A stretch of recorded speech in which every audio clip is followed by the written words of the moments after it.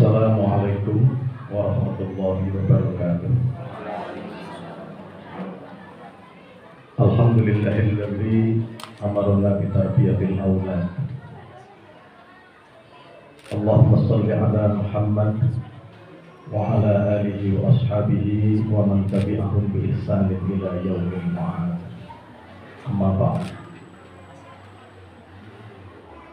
Yang sama-sama kita hormati Ustaz Teguh Priyono, juga hadir di sini Ustaz Musa Al-Fitri, Ibu Kepala Sekolah Ibu Erlinda, dan Fakhri Al-Fatih selaku pembimbing anak-anak,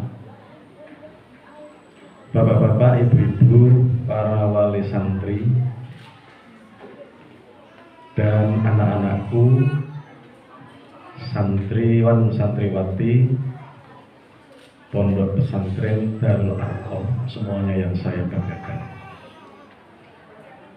Alhamdulillah, kita bersyukur pada hari ini Allah karuniakan kesehatan kepada kita serta kesempatan untuk bisa bertemu pada majelis yang mulia ini, yaitu atau khutbah iftitah, pertemuan yang pertama, sekaligus nanti bapak-bapak dan ibu-ibu akan menyerahkan putra dan putrinya menjadi santriwan dan santriwati di Pondok Pesantren Darul Arqam Purworejo ini. Yang pertama ingin saya sampaikan, saat ini Ketua Pimpinan Daerah Muhammadiyah Purworejo, Pak Dr. Andes Haji Pujiono, sedang melaksanakan ibadah haji. Dan setelah kemarin tanggal 8, 9, 10, 11, 12 ya, ada ritual dari Mina, kemudian Arafah, Musdalifah, Mina kembali. Maka di hari-hari itu kami selalu mohon doakan kami yang di tanah air, semoga tetap semangat dalam berjuang, semangat dalam berdakwah. Doakan amal-amal usaha Muhammadiyah dan Aisyah ini juga menjadi ladang untuk lahirnya generasi penerus Islam yang kuat, termasuk yang kita banggakan Pondok Pesantren Darul Arqam di Jono ini. Nah, bapak-bapak dan ibu-ibu sekalian, anak-anakku semuanya yang saya hormati, saya juga ingin menyampaikan tentang bagaimana orang tua dan anak dua-duanya harus semangat untuk mencari ilmu sebagai bekal kita, tidak hanya untuk kehidupan di dunia tetapi juga lebih-lebih kehidupan di akhir. Ibu-ibu, bapak-bapak, mantap memasukkan putra putri di sini. Mantap. Anak-anakku, santriwan santriwati, mantap tolabul ilmu di pondok ini. Ya, ragu-ragu, apa-apa nanti setelah saya jelaskan pasti mantap. Saya tadi memang sebelum berangkat apa yang bisa saya sampaikan, saya mencoba nanti bapak-bapak, ibu-ibu, anak-anakku boleh menghafalkan 3 ayat yang saya fotokopi di kertas itu.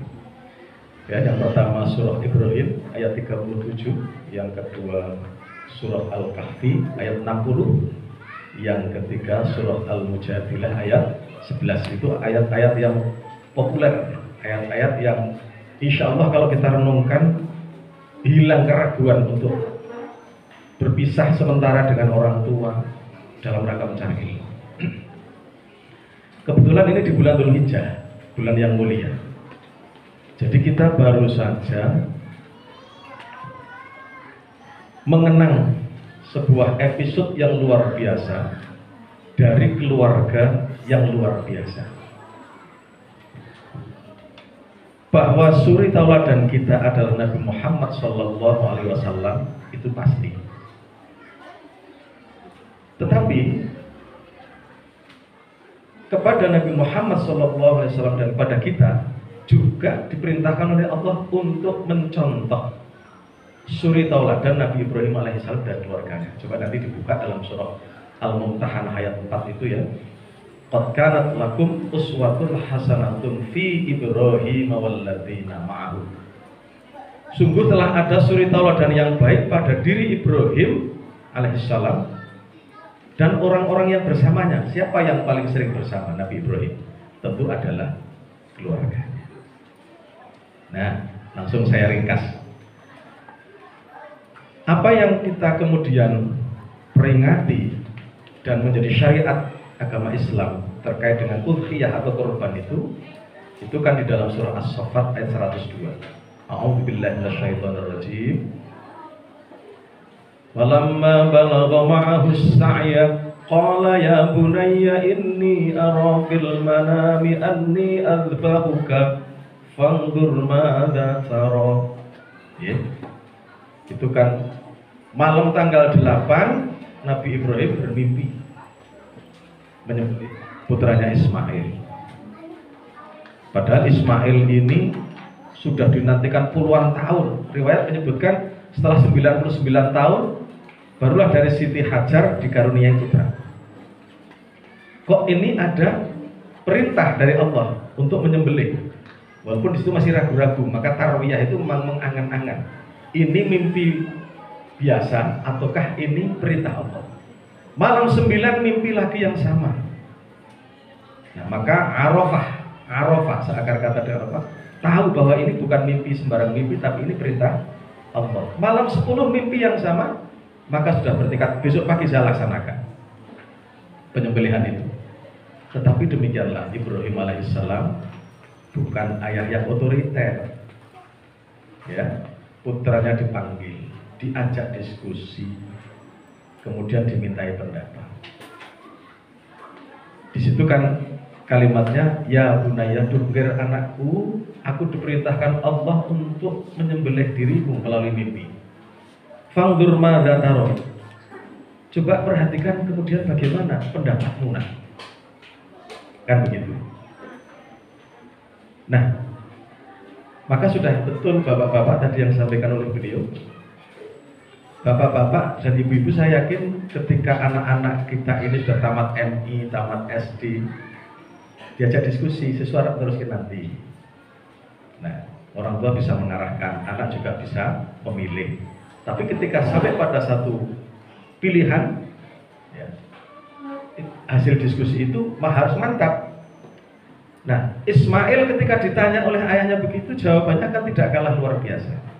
Ya abati fa'al ma tu'maru satajiduni insyaallahu minas sabirin. Bapak, monggo dawuhipun Allah dipun tindakaken, laksanakan. Insyaallah akan mendapatiku termasuk orang yang sabar. Jadi Ismail ini tidak hanya bersedia sami'na wa ata'na, tapi sekaligus menghilangkan keraguan-raguan orang tua. Laksanakan Bapak, insya Allah saya akan termasuk orang yang sabar. Bapaknya luar biasa atau orang tuanya luar biasa, anaknya juga luar biasa. Bagaimana anak bisa tumbuh luar biasa seperti Ismail itu? Ada yang berpendapat begini, Ismail lebih lama dengan ibu atau lebih lama dengan bapak? Ternyata lebih lama dengan ibunya. Karena apa? Dalam surah Ibrahim ayat 37 yang ada di situ, setelah Ismail lahir masih menjadi anak kecil itu, turunlah perintah Allah untuk menempatkan Ismail dan ibunya di satu tempat yang jauh dari Palestina menuju ke Makkah. Makkah saat itu dan sampai saat ini sebetulnya itu ya tempat yang gersang, tidak ada tumbuh-tumbuhan, itu tidak ada. Kalaupun ada sekarang kita lihat tumbuh-tumbuhan itu, saya amati satu tumbuhan satu keran. Tapi betapa untuk tumbuhnya satu tanaman itu sulit sekali. Nah, coba nanti dibaca di situ. Ada dramanya. Ya, kalau dalam riwayat disebutkan, ketika sudah sampai di dekat Ka'bah akan ditinggal, Siti Hajar kemudian nututi. Ya, kalau Jawa kata, Bapak, kok kula ditilaken mriki kalih putra panjenengan. Ibrahim terasa sesak. Namanya orang tua meninggalkan anak di tempat yang gersang seperti itu pasti tidak tega. Berjalan ditututi malih. Sampai pertanyaan berbeda. Menapa menika perintahipun Allah? Apakah ini perintah Allah? Iya, ini adalah perintah Allah. Nah, di situ sudah nggak tanya lagi istri. Kalau ini perintah Allah, pasti Allah akan menolong. Nah, ing tapel wates Makkah itu doanya. Rabbana inni askantu min dzurriyyati biwadin ghairi dzi zar'. Ya Allah, ya Tuhan kami, aku telah menempatkan min dzurriyyati keturunanku biwadin di satu tempat, di satu lembah ghairi dzi zar'in yang tidak ada tanam-tanamannya, gersang. Seolah-olah ya tidak ada tanda-tanda kehidupan. Air juga gak ada. Zam-zam belum muncul. Tapi catat, inda baitikal muharram, dekat dengan rumahmu yang mulia. Kelihatannya gersang, tapi tempat itu ada tempat yang mulia. Nah, kemudian doanya memang Rabbana liyuqimus shalah. Ya Allah, ini supaya mereka bisa melaksanakan sholat di tempat ini. Nah, yang luar biasa kemudian faj'al afidatan minan nasi tahwi ilaihim. Jadikanlah hati manusia ada kecenderungan untuk datang ke sini ya Allah. Maksudnya ke mana? Ke Makkah. Warzuqhum minas thamarot, dan berilah mereka rezeki yang banyak. Bayangkan, wit-witan boten nonton, toyo boten nonton. Mohon pada Allah supaya orang yang datang di situ dikaruniai buah-buahan, itu kan mustahil seolah-olah gitu ya. Wit-witan ora ono, banyu ora ono, kok nyuwun rezeki buah-buahan. La'allahum yashkurun, agar mereka bersyukur. Saya singkat, tapi sekarang apa yang dimohonkan oleh Ibrahim terkabul. Hampir semua umat Islam itu selalu tumbuh keinginan untuk datang ke sana. Ada orang yang sudah melanglang buana ke Amerika, ke Eropa, ke negeri-negeri yang jauh dengan kota-kota besar. Mereka tidak ingin kembali ke kota itu sebagaimana mereka ingin datang ke Makkah. Padahal Makkah itu tempatnya tidak semegah New York, tidak semegah Munchen, tidak semegah kota-kota besar di Italia, di Eropa. Tapi keinginan datang ke Makkah itu selalu ada dalam hati setiap manusia, setiap muslim. Nah, kalau haji daftar sekarang baru 25 tahun lebih bisa berangkat. Kalau umroh di luar bulan Dzulhijjah bisa berangkat. Ini artinya terkabulnya doa Nabi Ibrahim. Buah-buahan saat ini aja patus buah-buahan nopo wonten Mekah niku wonten kabeh. Walaupun mungkin tumbuhnya bukan di Mekah. Kalau ming ora ketemu duren wonten mriku, liyane wonten kabeh. Ya ming wonten ning kurang ketemu. Jadi yang perlu kita pikirkan apa Bapak-bapak? Nek pingin duwe putra sing apik, sing soleh, tempatkan di tempat yang baik, di tempat yang mulia. Itu dari ayat itu. Walaupun seolah-olah itu biwadin ghairi dzar'in, kita susah itu nang kono. Kita ora ono wit-witane, ora ono banyu, tapi tempat mulia, Pak. Nah, saya ingin sampaikan ketika Bapak Ibu memasukkan ke Darul Arqam ini, mantap, ini tempat di mana generasi anak-anak kita akan dididik menjadi Ismail berikutnya. Begitu. Neng niku Ibrahim dan Ismail pun mantap dua-duanya. Bapak Arab nyembelih, orang mentolo, putrane sampun Pak laksanakan. Kaya wingi nggih sami iki Bapak Ibu. Iki sesuk sida mangkat sesuk iki. Nang pondok kaya-kaya ora tega ngeculke. Malah bocah mantep pun Bu mantep. Kalau dua-duanya udah mantep udah. Karena tempat ini bolehlah kita membayangkan adalah satu tempat yang akan menumbuhkan Ismail, anak-anak yang cakap ilmunya, mulia akhlaknya, kuat akidahnya. Karena di sini diajarkan ilmu tentang agama khususnya dan juga ilmu yang lain. Ini yang pertama. Yang kedua, barangkali ada yang secara rutin membaca surah Al-Kahfi setiap malam Jumat. Ini tidak terkait langsung, tetapi saya membaca ini menjadi tergetar Bapak Ibu. Ya. Wa idh qala Musa li fatahu la abrahu hatta ablugha majma'al bahraini aw amdiya huquba. Terus riwayatipun ngaten. Ada di dalam hadis itu disebutkan Nabi Muhammad SAW mengisahkan tentang Nabi Musa berdiri di depan Bani Israel. Kemudian beliau bertanya, ada orang yang bertanya, siapakah orang yang paling berilmu? Musa alaihissalam menjawab, saya. Gitu ya. Pertanyaan lagi datang dari Bani Israel, adakah yang lebih berilmu dari itu? Enggak ada. Dan ini Allah menegur Musa, enggak boleh orang itu takabur. Wa fawqa dhi ilmin alim. Orang Indonesia mengatakan di atas langit ada langit. Jadi tidak boleh takabur. Sehingga Allah mengujinya, ada orang yang lebih alim darimu.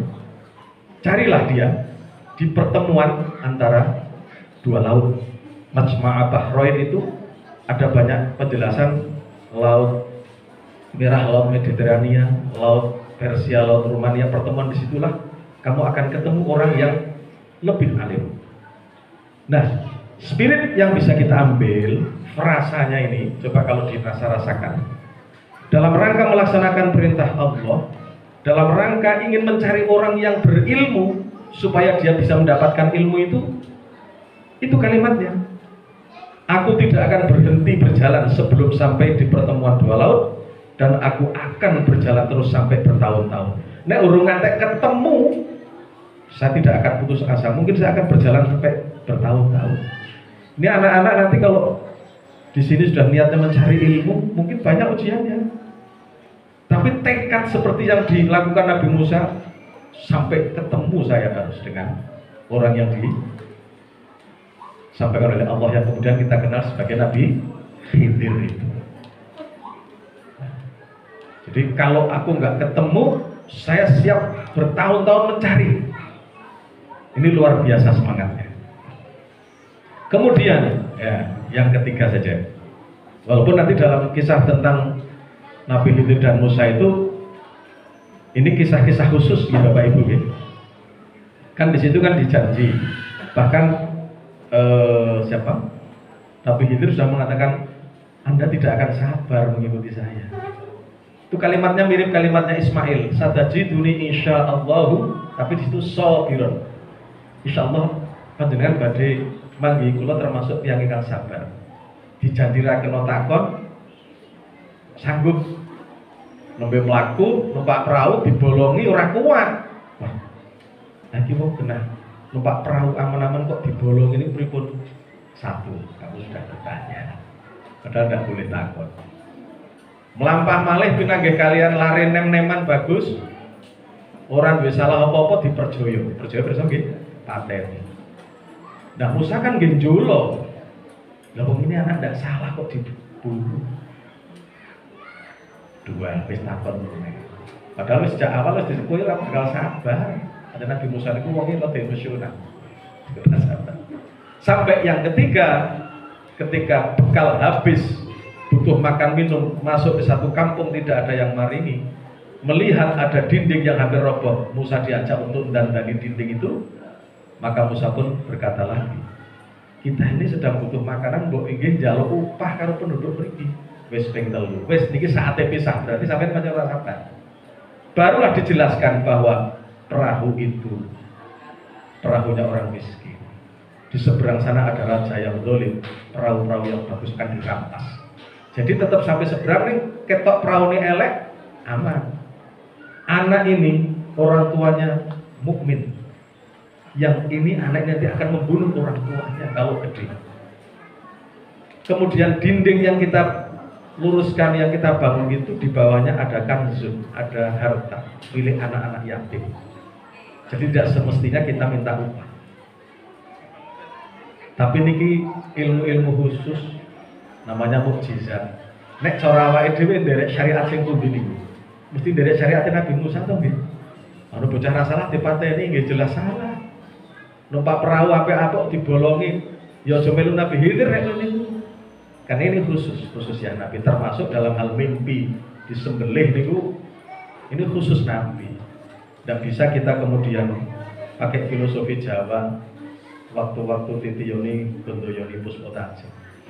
Nek ngimpi sore-sore iki mung kebangi turu nek rada tengah wengi iki rada bermakna puspotaje jam 3 begitu kan subuh penuh makna. Paham-pahane ngoten. Dilalah Ustaz Teguh ngimpi. Ngimpi ini kalau mau meneh empakane. Bu Teguh ditimbali. Aku kok mimpi didhawuhi nikah meneh Ibu. Alah Bu Teguh rasa percaya iki kena ngimpi Dudu Nabi kok. Iki senes iki. Ini hanya khusus untuk Nabi, Rasul. Jadi tidak bisa kita dari situ. Inilah mukjizat. Nah, yang terakhir ini juga ayat sangat masyhur. Mungkin perlu kita sampaikan asbabun nuzulnya dulu ya, sebelum saya tutup sambutan saya. Bahwa setelah selesai perang Badar yang kemudian dimenangkan oleh umat Islam itu, Nabi Muhammad SAW ingin mengadakan sebuah pertemuan untuk menghormati para pahlawan Badar. Di satu hari Jumat di Sufah, tempat yang agak sempit gitu ya. Mungkin Bapak Ibu kalau tindak ke Madinah itu dekat dengan Raudhah itu ada tempat Sufah. Tempatnya sempit. Nah, ketika Nabi Muhammad SAW ngendiko, itu setiap orang ingin dekat dengan Nabi supaya jelas apa yang disampaikan oleh Kanjeng Nabi. Semua orang ingin dekat dengan Kanjeng Nabi supaya jelas melihat sosok Nabi yang memang luar biasa. Jadi Nabi Muhammad SAW itu sosoknya juga sangat luar biasa. Suwantenipun, isi apa yang disampaikan juga luar biasa. Selalu orang itu berdesakan ingin dekat. Apa malih dari pengeras suara.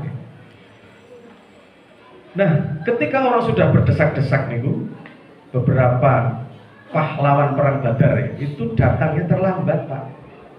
Datangnya terlambat. Sehingga Kanjeng Nabi kemudian dawuh, longgarkan tempat dudukmu, beri tempat duduk untuk mereka yang baru datang. Niku wis rebutan nang ngarep, kok Kanjeng Nabi dawuh supaya dilonggarke, beri kesempatan yang baru datang untuk duduk. Ya kaya awake dhewe, penak wae teko keri njaluk jabang nang ngarep lak ngoten nggih. Diperintah untuk berdiri juga, berdiri sambut. Ini pahlawan perang Badar. Nah gitu. Maka disitulah kemudian frasa yang diambil, yarfa'illahu alladhina amanu minkum walladhina utul ilma darajat. Silakan dibaca lengkap itu. Jadi itulah asbabun nuzul. Ya ayyuhalladzina amanu idza qila lakum tafassahu fil majalis fafsahu yafsahillahu lakum. Wahai orang-orang yang beriman, apabila dikatakan kepadamu, berilah kelapangan dalam majelis-majelis, maka lapangkanlah. Insya Allah atau niscaya Allah akan memberi kelapangan untukmu. Itu kan Nabi minta orang untuk melapangkan tempat duduk bagi orang yang baru datang tadi. Kemudian menyambut berdiri. Dan apabila dikatakan berdirilah kamu, maka berdirilah. Sing dawuh sinten? Nabi Muhammad SAW. Berdirilah, maka berdirilah. Niscaya Allah akan mengangkat derajat orang-orang yang beriman di antara kamu dan orang-orang yang diberi ilmu beberapa derajat. Dan Allah Maha teliti apa yang kamu kerjakan. Frasa yarfa'illahu alladhina amanu minkum walladzina utul ilma darajat, inilah yang kemudian lebih populer, tidak dibaca dari awal. Tetapi itu secara simbol, secara simbolik dan secara lafziah bisa kita ambil bahwa Allah akan meninggikan derajat orang yang beriman dan berilmu. Nah di sini ini yang diajarkan apa lagi, Pak? Ya keteguhan iman dan ilmu. Lebih khusus saya katakan, atau lebih banyak tentunya adalah ilmu agama. Ini 3 ayat. Ada 3 hadis yang mungkin sudah kita hafal. Ya kalau terkait dengan yang pertama tadi, meninggalkan anak di tempat yang mulia walaupun kelihatannya gersang. Kalau Makkah itu betul-betul kelihatannya betul-betul gersang. Sampai nanti kan dramanya berlanjut. Setelah ditinggalkan Ibrahim, lari bolak-balik Safa Marwah 7 kali. Ismail nangis, air susu ibunya sudah nggak keluar, tapi ternyata di dekat Ismail muncratlah air Zam-Zam. Nah, maka tidak usah khawatir, Pak.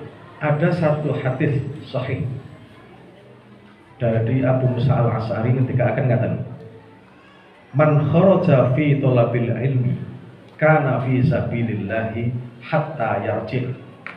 Siapa yang keluar dari rumahnya untuk mencari ilmu, anak-anakku, maka dia keluar fisabilillah. Perjalanannya itu perjalanan fisabilillah. Nur sewu, mati fisabilillah itu mati syahid. Jadi perjalanan anak-anak dari mana saja ini, saya kan nggak apa. Mungkin yang dekat, ada juga yang jauh. Yang dekat nih kayak Pak Iskandar dari Pasarato, dari Somorjo dekat. Tapi dekat tahun niku Pak pisah niku ketone aduh lho Pak. Kangen mangke jenengan. Gitu. Tapi ketahuilah perjalanan anak-anak ini perjalanan fisabilillah, enggak usah dikhawatirkan. Apalagi di sini jelas tadi disampaikan di Upokoro Tenangan. Bayangkan dengan Ismail dan Hajar yang ditinggal prung di situ. Gitu.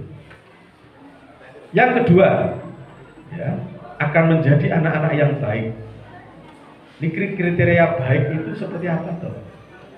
Rasul ketika akan ngatakan Pak, ini juga hadis sahih. May yuridillahu bihi khaira yufaqihu fiddin. Siapa yang dikehendaki Allah untuk menjadi orang baik, niki umum sifatnya nggih. Siapa yang dikehendaki oleh Allah untuk menjadi orang baik itu bisa laki-laki, bisa perempuan, bisa anak-anak muda, bisa orang tua.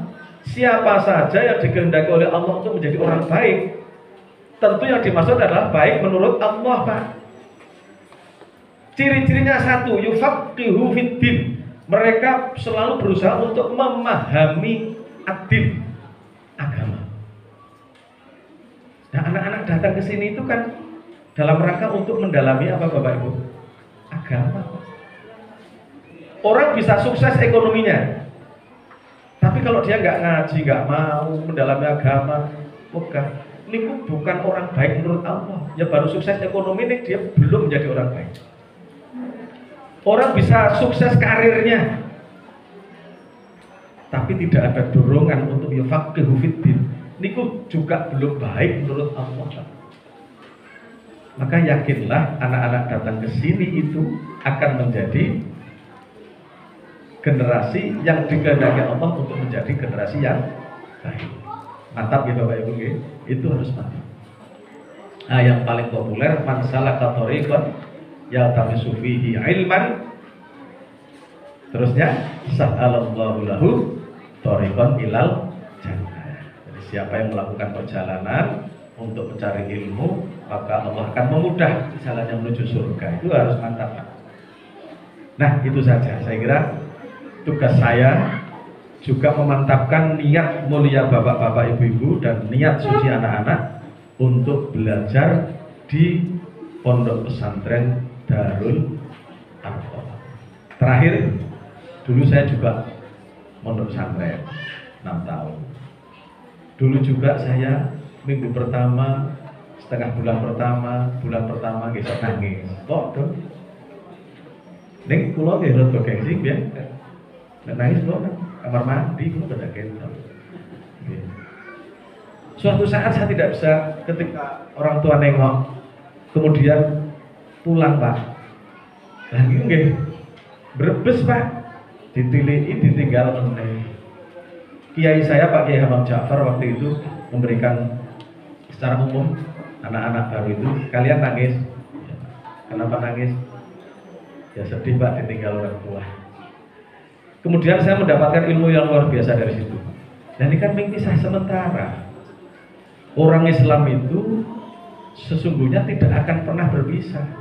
Sampai ini kalimat, sampai pun nanti bapak ibumu wafat, kuwi iki ya kisah sementara.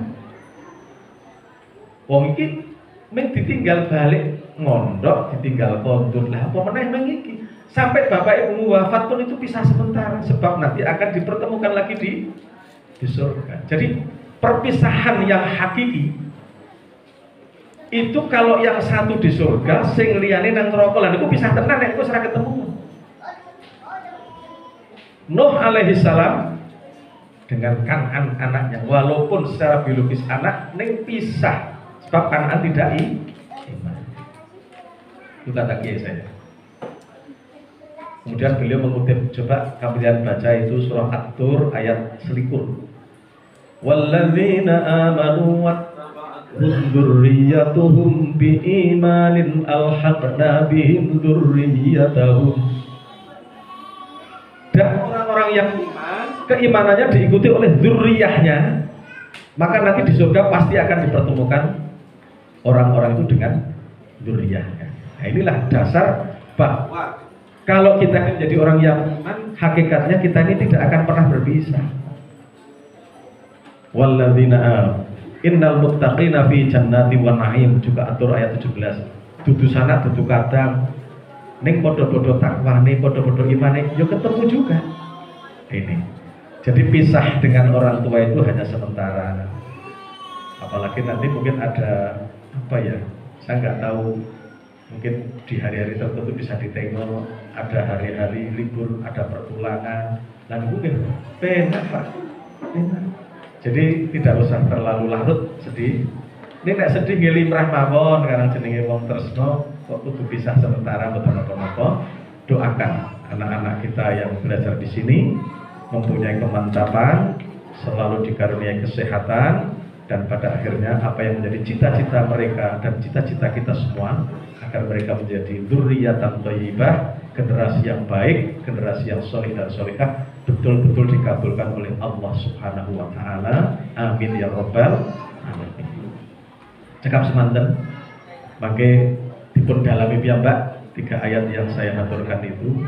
Yang pertama, tempat yang mulia, yang kedua, semangat untuk mencari ilmu ya yang tinggi seperti Nabi Musa itu, nek aku ora ketemu saya siap bertahun-tahun, seperti itu semangatnya. Dan yang ketiga, yakinlah bahwa dengan iman yang kuat dan ilmu maka derajat itu setiap manusia beriman akan ditinggikan oleh Allah. Nanti akan jadi kenyataan loh. 10 tahun ke depan mungkin anak-anak ini mungkin sudah jadi pemimpin-pemimpin kita. Guru-guru nanti disowani wis pangling kok. Sopo sih loh? Jebulane muridnya. Banyak terjadi itu di pondok pesantren. Pangling dengan muridnya. Nah guru yang baik itu bangga malah muridnya jadi para pemimpin. Dan itu pasti, itu janji Allah. Yarfa'illahu alladhina amanu minkum walladhina utul ilma darajat. Shadaqallahul adzim. Hadanallahu wa iyyakum ajma'in. Wassalamualaikum warahmatullahi wabarakatuh.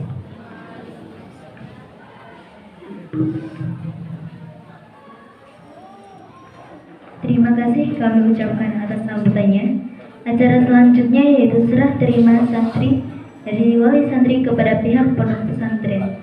Kepada Bapak Inianto atau wali dari santriwati Zarifatul Arifah dipersilakan.